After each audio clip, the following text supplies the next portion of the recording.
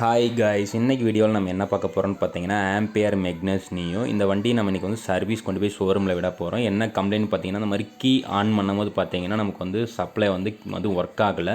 இதே வந்து கீயை வந்து ஆஃப் பண்ணி போட்டோம்னா இந்த மாதிரி சம்டைம்ஸ் ஒர்க் ஆகுது. அடிக்கடி பார்த்தீங்கன்னா இந்த மாதிரி கீ ஆன் பண்ணால் வேலை செய்ய மாட்டேங்குது. அது மட்டும் இல்லாமல் இது எவ்வளோ கிலோமீட்டர் ஓடி இருக்குன்னு பார்த்தீங்கன்னா, இப்போ வரைக்கும் ஒரு 12,000 கிலோமீட்டர் வந்து வண்டி ஓடி இருக்குதுங்க. இந்த 12,000 கிலோமீட்டர் ஓடுறதுக்கு முன்னாடி வரைக்கும் எந்த ஒரு பிரச்சனையுமே இல்லை. இப்போ தான் எங்களுக்கு ரீசெண்டாக இந்த மாதிரி கம்ப்ளைண்ட்லாம் வர ஆரம்பிச்சிருக்குது. இந்த கீழே மட்டும் இல்லாமல் மோட்டார் சைட்லேயும் எங்களுக்கு ஒரு சின்ன கம்ப்ளைண்ட் இருக்குது. என்ன கம்ப்ளைண்ட்டுன்னு பார்த்தீங்கன்னா, லோவில் சிங்கிளாக போகும்போது எந்த கம்ப்ளைண்ட்டும் கிடையாது. ஹையில் வந்து சிங்கிளாக போகும்போது எந்த பிரச்சனையும் வரதில்லை. இதே ஹை மோடில் பார்த்தீங்கன்னா, டபுள்ஸ் போகும்போது பார்த்தீங்கன்னா, ஒரு நார்மலாக ஒரு ஸ்பீடில் போயிட்டு இருக்கும்போது என்ன ஆகுதுன்னா, மோட்டர் வந்து திடீர்னு வாபுல் ஆக ஆரம்பிக்குது. அதாவது விட்டு பவர் சப்ளை இல்லாத மாதிரி ஒரு மாதிரி விட்டு தள்ளுற மாதிரி அந்த மாதிரி உதறுது மோட்ரு.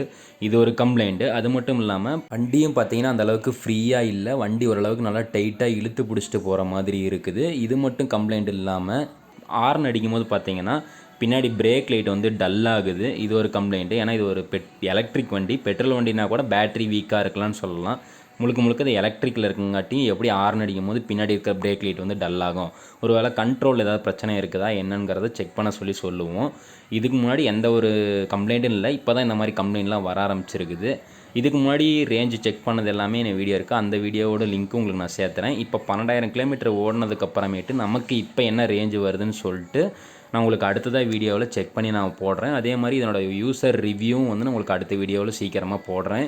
வாங்க ஷோரூமில் போய் இந்த மாதிரி கம்ப்ளைண்ட்ஸ் எல்லாமே சொல்லி நம்ம வண்டியை விடுவோம். அவங்க பார்த்து சரி பண்ணி தரத்துக்கு ஏதாவது ஸ்பேர்ஸ் மாற்றுறாங்களா, மாற்ற வேண்டியது இருக்குதா என்னங்கிறதையும் பார்ப்போம்.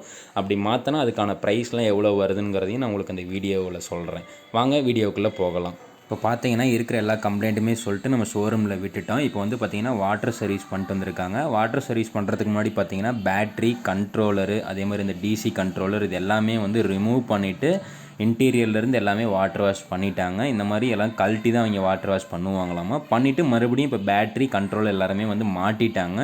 இதுக்கு மேலே நம்ம சொன்ன கம்ப்ளைண்ட் எல்லாமே பார்த்திங்கன்னா அவங்க 1 by 1 செக் பண்ண போகிறேன்னு சொல்கிறாங்க. அதே மாதிரி பார்த்திங்கன்னா இதில் ரிவேஸ் வந்து ஒர்க் ஆக மாட்டேங்குதுன்னு சொல்லியிருந்தோம். அதையும் அவங்க சரி செக் பண்ணிடலான்னு சொல்கிறாங்க. வாங்க எப்படி செக் பண்ணுறாங்கன்னு என்னங்கிறதையும் நான் உங்களுக்கு காட்டுறேன். இப்போ பார்த்தீங்கன்னா நம்ம அந்த மோட்டரை வந்து ஹை மோடில் போயிட்டுருக்கும் போது பார்த்தீங்கன்னா வாபுல் ஆகுதுன்னு சொல்லியிருந்தோம்ல. அதுக்காக அவங்க என்ன பண்ணுறாங்கன்னு பார்த்தீங்கன்னா, கண்ட்ரோல் யூனிட் இருக்குது பார்த்தீங்களா, அந்த கண்ட்ரோல் யூனிட்லேருந்து மோட்டருக்கு போகிற அந்த ஒயர் எல்லாமே டிஸ்கனெக்ட் பண்ணிவிட்டு அந்த கண்ட்ரோல் யூனிட்டில் கண்டினியூட்டி கரெக்டாக இருக்கான்னு செக் பண்ணுறாங்க. அதுக்கப்புறமேட்டு அதுலேருந்து வர அந்த வோல்டேஜ் வந்து கரெக்டாக இருக்கா அப்படிங்கிறத செக் பண்ணுறாங்க. அதாவது அந்த யூனிட் வந்து நல்லா ஒர்க் ஆகுதா இல்லை யூனிட்டில் ஏதாவது பிரச்சனை இருக்காங்கிறதையும் ஃபஸ்ட்டு செக் பண்ணி பார்க்குறாங்க. ஓகேங்களா. அடுத்ததாக பார்த்தீங்கன்னா மோட்டார்லேயும் வந்து ஏதாவது வைண்டிங் காயில் வந்து ஏதாவது வீக்காக இருக்கா, அதனால் கூட வந்து மோட்டர் வந்து திடீர்னு லோடு எடுக்கிறதுக்கு இதாகும்னு சொல்லிட்டு மோட்டரோட வைண்டிங்கையும் வந்து செக் பண்ணி பார்த்தாங்க. வைண்டிங்கும் நல்லா இருக்குது, கண்ட்ரோல் யூனிட்டும் வந்து நல்லா இருக்குது அப்படின்னு சொன்னாங்க. வேறு என்ன தான் பிரச்சனை இருக்குன்னு நாங்கள் கேட்டதுக்கு அடுத்ததான் வந்து மோட்டரை பிரித்து பார்க்கணுங்க. ஏன்னா நீங்கள் வண்டியும் கொஞ்சம் டைட்டாக இருக்கிற மாதிரி இருக்குதுன்னு சொல்கிறீங்க. ஸோ அதனால் மோட்டரை கூட லைட்டாக உள்ளே பிடிச்சிருக்கலாம்.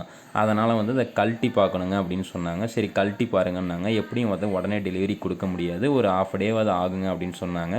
சரின்னு சொல்லிட்டு நாங்களும் மோட்டரை நீங்கள் கழட்டி சர்வீஸ் பண்ணி போட்டு பாருங்கள், அந்த கம்ப்ளைண்ட் அரெஸ்ட் பண்ணிடுங்க எப்படியாவது அப்படின்னு சொல்லிட்டு நாங்களும் கிளம்பிட்டோம்.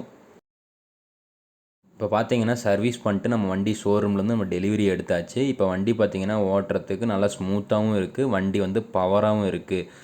பார்த்தீங்கன்னா ஒரு மாதிரி வண்டி அந்த மதப்பாக இருந்துச்சுன்னு நான் சொன்னேன். வண்டி ஃப்ரீயாகவே இல்லை, டைட்டாக இருக்கிற மாதிரி இருக்குதுன்னு சொல்லியிருந்தேன். இப்போ அந்த மாதிரிலாம் எதுவும் இல்லை, வண்டி நல்லா ஃப்ரீயாக இருக்குது. அதே மாதிரி ஆக்சிலரேஷன் பார்த்தீங்கன்னா குயிக்காக இருக்குது. வண்டி வாங்கினப்ப இருந்த மாதிரி இப்போ இருக்குது.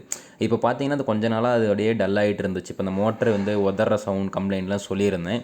அதை அவங்களும் ஓரளவுக்கு ரெக்டிஃபை பண்ணி ரெடி பண்ணிவிட்டு அவங்க பார்த்தீங்கன்னா வந்து மோட்டரை கழட்டி க்ளீன் பண்ணி ரெடி பண்ணி போட்டிருக்காங்க. அவங்களும் டெஸ்ட் ரைட் பண்ணி பார்த்துருக்காங்க, எதுவும் வரல. நீங்கள் ஓட்டுங்க, மறுபடியும் உங்களுக்கு அந்த மாதிரி ஏதாவது வந்துச்சுன்னா கொண்டு வாங்க பண்ணிக்கலான்னு சொல்லியிருக்காங்க.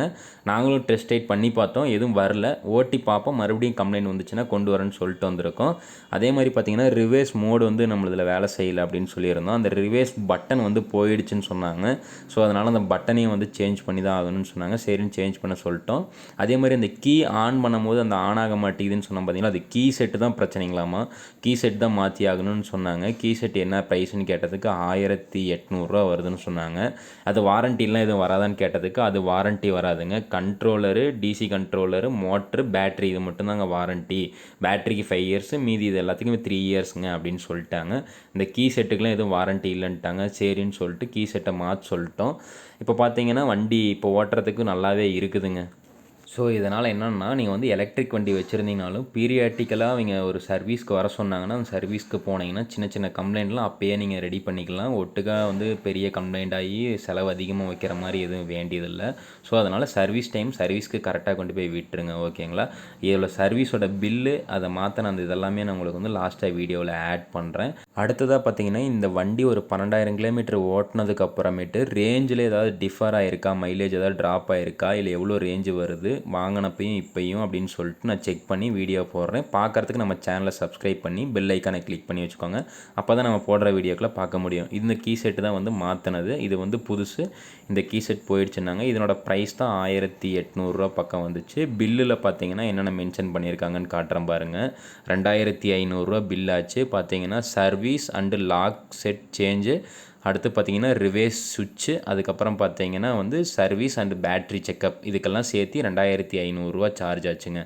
ஓகேங்க, மீண்டும் உங்களை அடுத்த வீடியோவில் சந்திக்கிறேன். Bye friends.